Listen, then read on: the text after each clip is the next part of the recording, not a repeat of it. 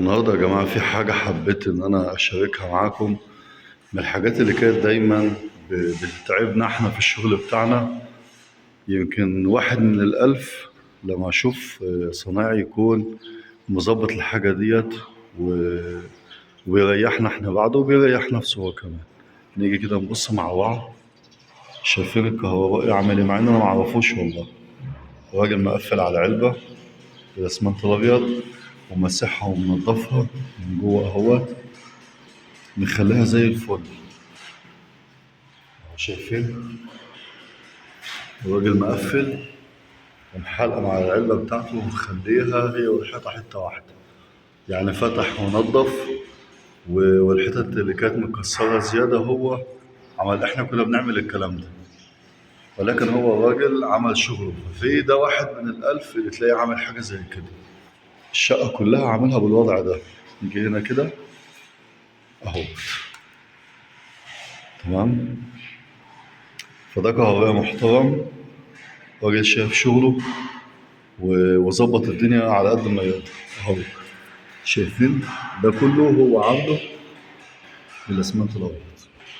كل علب الشقه عملها كده، كل النواقص بتاعتها عملها وظبطها اهو. هنا طبعا لسه ما عجناش، شايفين. جه نضف العلب وحلقمها اهوت. اي زيادات اي نواقص هو كملها. ده راجل الواحد يشكره، مع ان انا ما اعرفش هو مين والله، ولا سالت الزبون لسه من الكهربائي المحترم اللي شغال هنا واللي عمل الكلام ده، لان ده فعلا راجل محترم. كل الصناعية بتسيب الدنيا واحنا اللي في الآخر بنقعد ننضف ونحلقم حواليها ونظبطها. شايفين حتى المرمى اللي عملها، يعني عامل هنا مرمى برضه مسحها مخليها هي والحيطة حتة واحدة. شغل نضيف نضيف بصراحة يعني. الحاجة الحلوة الواحد ما يقدرش يقول عليها وحشة. شايفين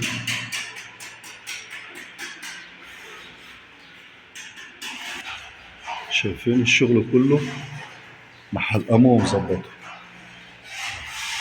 شايفين حتى المرمى شكلها حلو. راجل مسحها مخليها هي والحيطة حتة واحدة. شايفين مكمل النواقص ازاي. كل مفاتيح الشقة عملها كده اهو.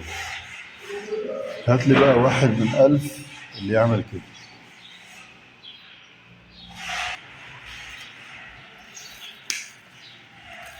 ده راجل واحد يحب يشتغل وراه بصراحة اهو، اما يكون عامل كل مفاتيح الشقة بالمنظر الجميل ده.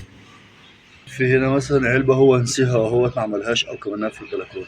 شايفين كان الوضع بتاعها عامل ازاي اهو.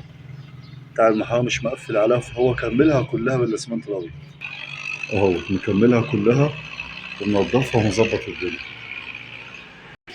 حتى تجميعة اللوحة شكلها حلو ومحترم، شكلها نضيف. راجل رص حلوة، شكلها شيك، حاجة محترمة.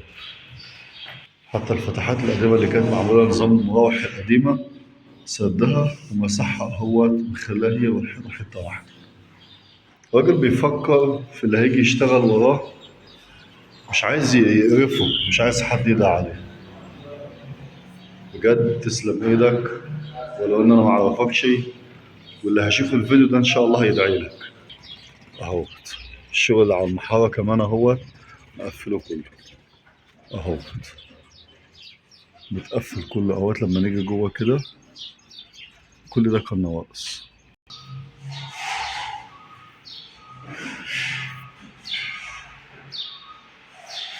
بجد تسلم ايدك، الله ينور عليك.